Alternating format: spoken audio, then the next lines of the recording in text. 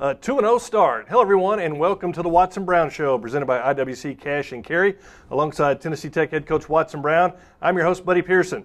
Well, the Golden Eagles are off to a 2-0 start for the first time since the 1989 season, posting an opening season victory over Hampton, followed by a 42-14 triumph this past Thursday night over the Crusaders of North Greenville. And, Coach, Crusaders came in and they're not your typical early season opponent. That team is pretty good. No, buddy, and especially defensively. And we talked about it last week before the game.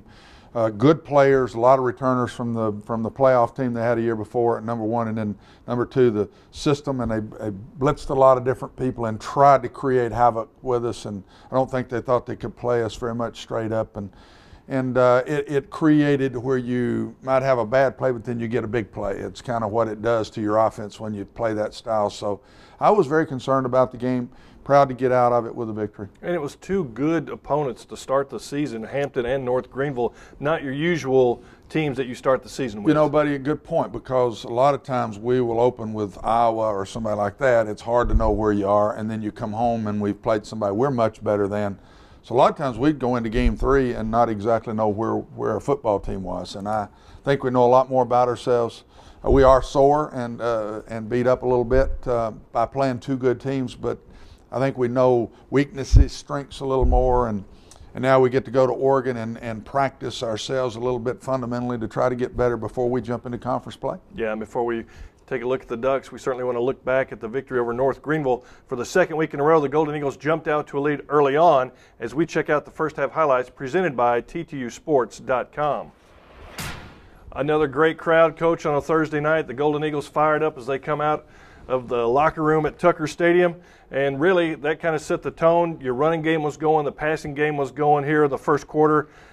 Trey Lamb, when he moves to his left, he is so good. He hits Jordan Smith 62 yards. That's how you like to see the game start. It was a great start, and it was a nice scramble play by Trey, and our players ran after the scramble started, they did what they're supposed to do, and nice play. This is a deep ball to Rick Rogers, still in the first quarter, I think, or maybe early second quarter that one was, and he's getting a little bit better every week, and again, here's another throw down the field to him for a big score, and I think that put us up 14 at that point. Yeah, 20-yard touchdown toss there.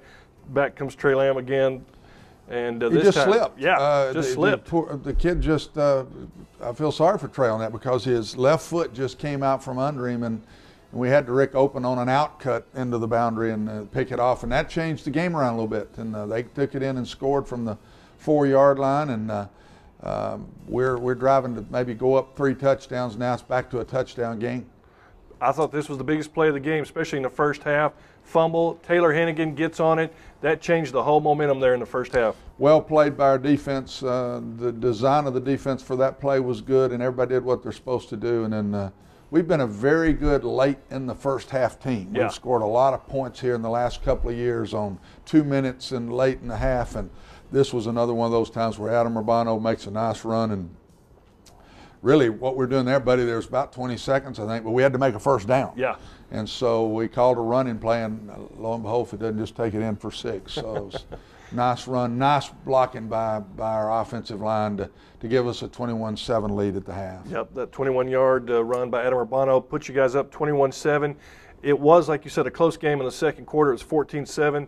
North Greenville was driving until the turnover. And, Coach, that was the first turnover by your defense this season. And we talked about that a little bit, because that defense is used to coming up with some turnovers. You're used to being in the plus as far as that turnover ratio. So that first turnover was huge. Buddy, we were a very good turnover ratio team last year, and we got off to a bad start. We dropped a punt in the first game and didn't get a turnover ourselves, so we were -1.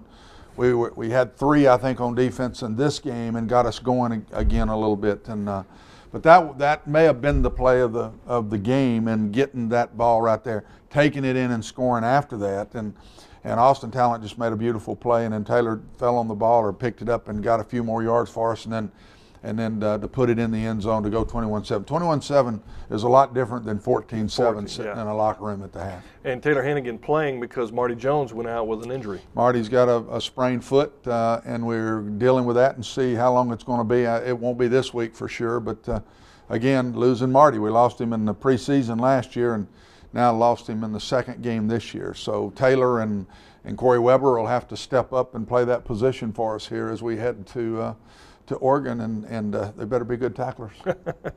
Well, the Golden Eagles put the contest away in the third quarter as we check out the second half highlights brought to you by Miller Lite.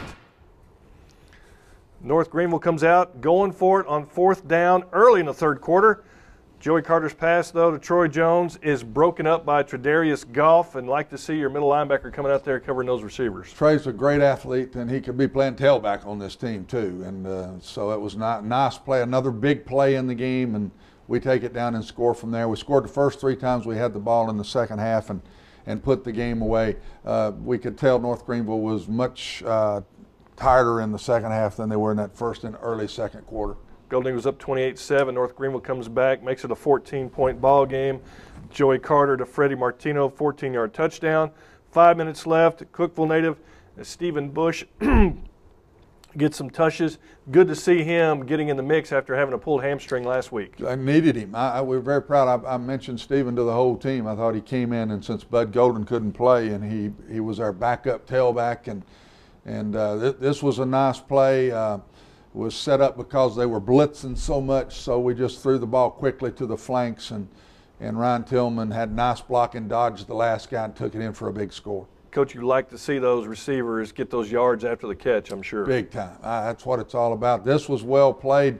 Wasn't greatly played in the secondary. Nice interception by Bill Dillard. The guy had gotten behind us on the double pass, but the pursuit to the thrower is what made that play, and he underthrew the ball. Came back and took this one in on the turnover, and this was our third score in a row at the start of the third quarter. Stephen Bush with the touchdown run, the former Cookeville High Cavalier, capping the scoring for Tennessee Tech. The Golden Eagles go on to wrap it up. A nice interception there. The defense comes up with 3 turnovers on the night. Good to see the defense making some plays. Offense, too. A good all-around victory. Tennessee Tech goes on to win at 42-14. Lamb, 18-26, 274 yards, 3 touchdowns. Urbano, 14 rushes, 122 yards, 2 touchdowns. Your quarterback and your running back, they're clicking. They're clicking right now, and we've got to keep doing that. And offensive line's playing well, and we're in good shape right now offensively. We hadn't had a time where I've just felt like we've bogged down. Everything's been on good play, but defensively, I thought we fell backwards a little bit in this game, and got to get back to playing a little more aggressive, more disciplined defense, buddy. I didn't think we were as good on defense in this game, even though we made some nice plays. But at the same time, when you watch the tape, we've got to pick it back up again on that side of the ball. Special teams got a lot better. Yeah. From game 1 to game 2, I thought special teams was the biggest improvement on our team. Yeah, the coverage, kick coverage, punt coverage, seemed like everybody, there were some big hits, really big hits on special teams. There were, and we kicked the ball well. We did miss a field goal, but we kicked off well. Zencini punted for a 44-yard average in the game. I thought he was really good. The protection on the punts, they came after us 3 of the 4 times, and which surprised me with the great punt returner that they had, that they wouldn't want to try to set him up, but they came to block 3 of the 4 punts. And a lot of the punts were late in the game now. We didn't punt but once early, and then I think the last 3 times we had the ball running out the clock, we punted, and maybe they thought they just needed to try to make a big play to get back in the game. So with the win, the Golden Eagles improved to 2-0, but not everybody in the Ohio Valley Conference is at 2-0 as we take a look at the Ohio Valley Conference scoreboard brought to you by OVC Digital Network. Lots of games going on around the OVC. It was Southeast Missouri defeating Mars Hill College 30-18, Western Michigan over Eastern Illinois 52-21. Any surprises there, Coach? No, not really. I mean, Western Michigan's a good team. Eastern Illinois scoring points. Mars Hill played Southeast Missouri a little better than I thought, but so did North Greenville. They're in the same conference, Mars Hill and North Greenville, so it didn't surprise me. Eastern Kentucky, a 7-point win over Morehead State. That's a rivalry game there in That's Kentucky. a rivalry game. You never know. Murray State loses to Central Arkansas 40-20.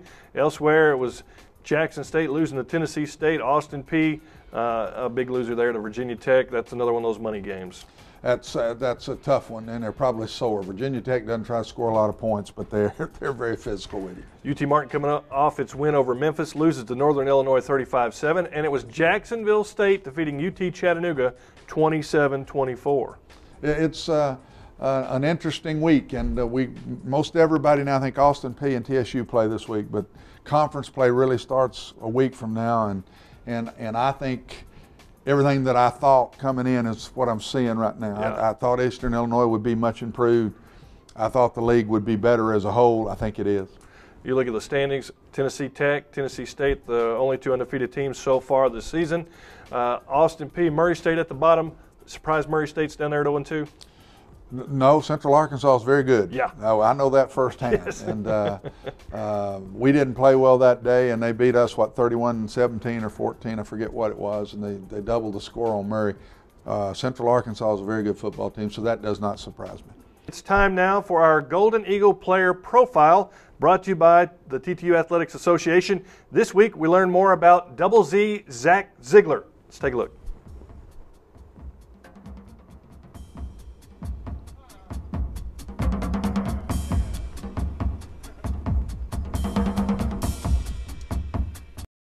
I'm a Management Information Systems major in the business department. I'll be graduating in 3.5 years, and after school I'd like to own my own gym or athletic performance center type thing. I'd get my motivation from my family. You know, I have a 12-year-old sister who means the world to me, and she loves coming to the games, probably one of my biggest fans. My parents are always there, my grandparents, my other sister Hannah. Just, you know, playing for them and representing my family is most of my motivation. The best advice I've ever received, that's tough. You know, my family's raised me to where they just want me to leave the world a better place than when I came in. That's actually a funny story. My dad got me started in football when I was 7, and after a couple weeks of doing practice and all that, I decided I didn't like it and actually quit. And my dad told me that, you know, I'm gonna have to like pay back all this money that he spent on my equipment and everything, and he let me think about it for a couple of days, and I eventually went back to him and said that I want to keep playing. This meant a lot. I've loved Cookeville, you know, just playing for everybody, going somewhere and like wearing my Tech stuff and seeing people, and they're just wishing us good luck next season and saying how they love coming to the games, and you know, playing, like almost knowing for the people that you play for. It feels good. I would say Coach Brown has been probably one of the greatest coaches I've had. He's had a pretty big influence on my life, and just as a coach, just taking this program from where it was 3 or 4 years ago to winning a championship last year. I'm Zach Ziegler. Coach, I guess you're pretty glad he decided not to quit football. I said at our insiders luncheon today, I'd take 22 Zach Zieglers, 22 starters. Think the world of him. First of all, he's a great kid, on, off the field, great student, represents Tennessee Tech and everything he does. He's also a great football player. Yeah. And if you go back and look at all the plays in the 4 years he's been here that he's made, those 2 touchdown catches in the first game were huge for us, and he's playing with a very bad back. Zach's not getting to practice much right now. He's got a disc issue in his back and getting to practice maybe once a week, and yet he shows up on Saturdays and gives it his best shot, and I know what kind of pain he's in, so I'm just very proud of him. Yeah, it kind of shows you the kind of dedication and desire he has to play football at Tennessee Tech. Absolutely, and he's been that for 4 years. He walked in the door that way. I think that came from his high school coach, who's a fantastic coach, and his parents. And we hadn't had to do much with Zach Ziegler. He's been a first-class young man and a hard worker since he walked in the door. Well, speaking of desire and dedication, anyone who listens to Tennessee Tech football or basketball knows who the voice of the Golden Eagles is. Roger Ely talks TTU Radio as we go inside Golden Eagle football, brought to you by Mid-State Sports Medicine. Brandon Goodwin here with the Golden Eagles Sports Network and the voice of the Golden Eagles, Roger Ely. Roger, tell us what your most memorable game is that you ever called for the Golden Eagles. Well, there's a couple of them that stand out, Brandon. One of them was the triple overtime game here that Tech beat Eastern Kentucky that broke a long drought that the Golden Eagles had with the Colonels. They won that one 31-29. And I guess, of course, the championship of last year, that was a big memory. But as far as memorable games, I guess the last game of the season before that, the Jacksonville State game, where Tech was down about 3 touchdowns in the fourth quarter, came back and won. That was just probably one of the most exciting games I had a chance to call. And how long have you been calling Tech football? Been doing it since 1993. Started out then, so about 20 years now. So you're obviously one of the veterans in the OVC, and I know there's several guys around the league that have been doing this just as long, maybe even longer. But tell us about the camaraderie you have with them and working with them for so many years. You know, there's not a lot of turnover in the announcers in the OVC, and all of them to a man are very good to work with. You know, look forward to seeing them whenever we go into their town or whenever they come to Cookeville to play. And it's you know, it's always just a fraternity among announcers. You get a chance to sit down, talk about your university, about your football team. Of course, we'll always talk basketball during football season, getting ready for the season. So it's just a lot of fun when you go to these places and whenever they come to Cookeville, just to keep up with everybody around the league. Who'd you say has the most difficult job in the broadcasts? Oh, there's no doubt about you do. When you're down here on the field and all kinds of the elements and interviewing Coach Brown whenever he comes off the field, when I get it to you, whenever I don't take a commercial beforehand. But no doubt about it that you have the toughest job down here. Of course, I'll expect a check in the mail too. Then you've got a decent color man to work with you too, I hear. We do whenever he's not on the golf course. Buddy, he does a good job. Of course, knows football, knows the game, and you know, we just seem to work together. And I think all three of us have gotten out of where we're pretty used to each other and know kind of what we're looking for in a game, and it's just a lot of fun. All right, you can tune in Saturday and listen to the Golden Eagle Sports Network, Roger, Buddy, and myself as the Golden Eagles take on Oregon up in Eugene. Listen to us on Magic 98.5. Well, Coach, you see what they think about me. The only shot I get is my bald head in there. That's it. Well, consider the look thing. Well, you get no. We all love Roger. Yeah. We all love Roger. First of all, the tradition of doing it 20 years and all the games through all the sports, basketball, football that he's called, and he's first class. But Brandon does have the toughest job, especially when we lose. I'm the one that should buy him a meal because he does, and you do a fantastic job too. And then you can carry it to this show from knowing our team so well. And I think the combination of you three is just fantastic for Tech football. Well, we certainly have a lot of fun. Roger is a class act. He certainly is. He makes my job a lot easier, I can tell you that. He does a first-class job, and he loves Tennessee Tech. Yeah. And you know that when he calls the games. Yeah. Well, the Tennessee men's and women's basketball teams were a big help on move-in day as we take a look at TTU athletes in the community, brought to you by Pepsi. Hello.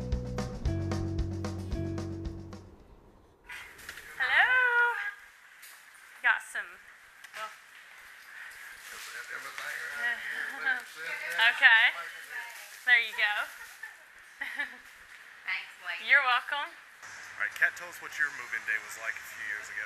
Well, I just remember about 3 years ago when a bunch of the athletes came and helped me move in, and it helped a lot. You know, I only had to make about 2 trips up the stairs with all the hands, so helping hands definitely helped, and it was a great experience. So. How many people have you helped move in today already? Probably around 20 maybe. Yeah, and it's only been an hour or 30 minutes, so. Just trying to get people to come to the games? Is it team building? What exactly is Yes, your motivation? it's a little bit of everything. Team building.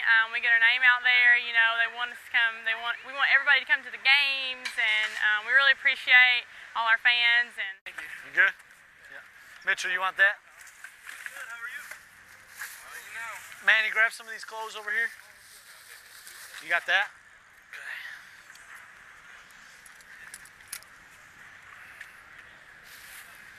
Tell us why you have your guys come out and help out on move-in day. I think it's a great way for our players to build relationships with incoming freshmen on campus, and it's also a time for them to give back to Tech because, you know, a lot of them are on full scholarships, so Tech gives a lot to them, so it's an opportunity for them to give back. You getting a workout in today? Whew. I need a shower after lunch. How many refrigerators have you guys hauled in? You know, I've honestly put the refrigerators on Mitchell and Manny.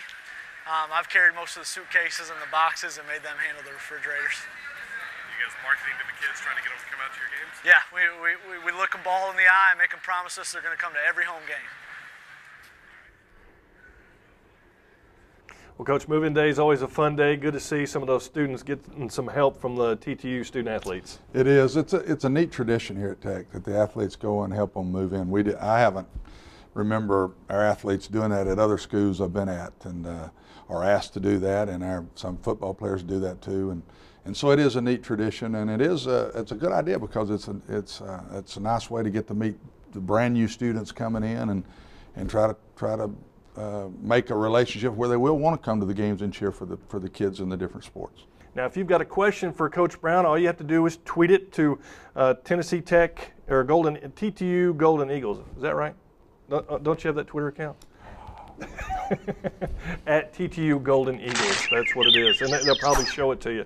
All right, Coach, here's some questions. First, what happened to Bud Golden? Didn't see him play against North Greenville. He's got one of those dreaded high ankle sprains, as we know. And we just hope and pray he gets back as fast as he can. And he could not play last week. Doubtful again for this one. Our goal all along was to hope to get him back for the SEMO game no later than Murray. We lost Adam Urbano the same way, buddy, last year. But Adam got hurt on the first carry of the season at Iowa, gained 18 yards, and I think he was out about 5 weeks. So hopefully Bud will make it back quicker than we think he will. I guess that's the best way to say it. High ankle sprains are just a slow healing process, and there's not a lot you can do for him. Right. So it's just time, and we hope he's a quick healer. Coach, evaluate Taylor Hennigan's play. He was on the field more than usual. Well, he had to play because Marty Jones got hurt in the first quarter of the game, and Taylor came in, and I thought he did a good job. We've moved Corey Weber to the same position, and we'll play both of those till Marty gets back. And Taylor does a lot for our football team. It's not just playing defense. He's on a whole lot of special teams and has been an important player in all 4 years that he's been at Tennessee Tech. So, of course, he's the son of Mike, and we all think the world of Mike and all he did for Tennessee Tech as a player and a coach. So, and Taylor has followed in the family footsteps very well. He's done a lot for Tennessee Tech. Coach, name some young guys who are already having an impact on the team. Oh, that one's, there's so many. I mean, there's a lot of freshmen playing buddy right now. Yeah. Van Leer is very important to us. He's returning all the kicks. I thought he looked better, looked more comfortable against North Greenville. He will get better every week. And Jabrin Langer, an offensive lineman's doing a good job. Is that how you say it? Yeah. Okay. Jabrin Langer. Yeah. You got it. The Southern folks struggle. I leave that to Roger. Yeah. See if you could teach that with Roger. But JT Rankin is playing center as a freshman that's doing a good job. All those wide receivers, Eric Ballou, Jordan Smith. We're just loaded up with freshman wide receivers, Neil Ganaway, Wade Plemons, Steve Wilson. All 5 of those are either freshmen or redshirt freshmen, and they're doing a good job. Chris Cates, you hadn't seen much of Chris yet. I really, really like him. I think he's going to be an outstanding inside receiver for us. And so there's a whole lot of young players playing. We've got probably just as many on defense that are either on special teams or helping us. So good group.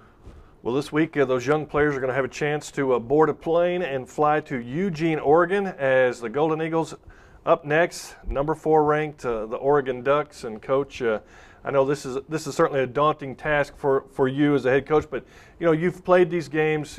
Last year it was Iowa, the year before it was Texas Christian, Arkansas. I mean, before that it was Georgia, Kansas State. This is just part of building the program. Well, I think it is. First of all, the players love it. Yeah.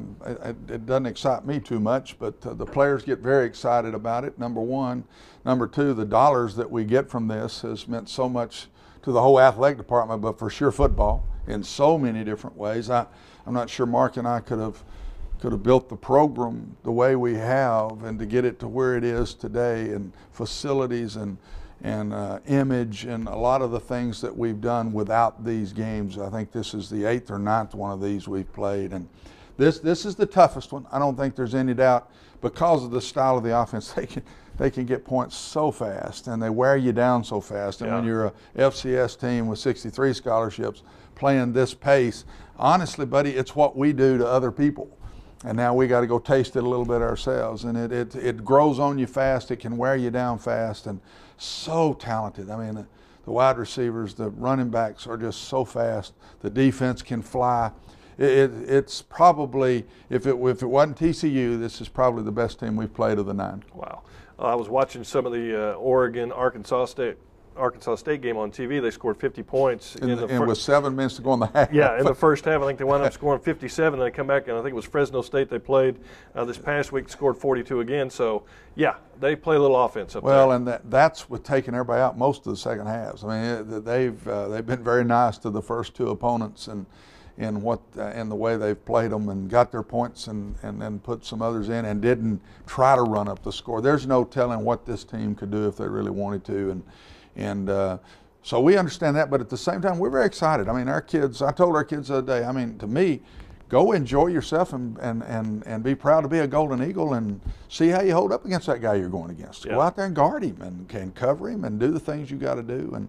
And so I think our kids look forward to the game.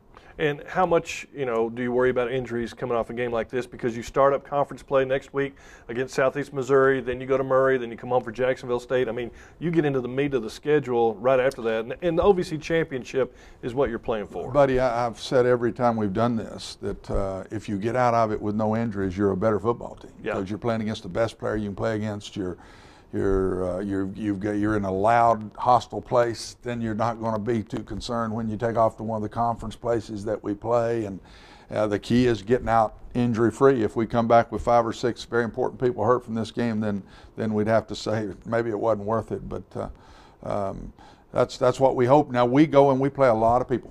We play a lot of people. If we take 76, we hope to play 76. And in the game, we played 71 in the game the other night, I think, and that helps you a little bit too when you play that many players and you don't leave everybody out there long periods of time. Well, Coach, we certainly look forward to a great trip and certainly hope that we come home healthy, win or lose, and then we look forward to getting into conference play. Oh, we can't wait. I can't wait to go to Oregon, but I really can't wait to jump into conference play.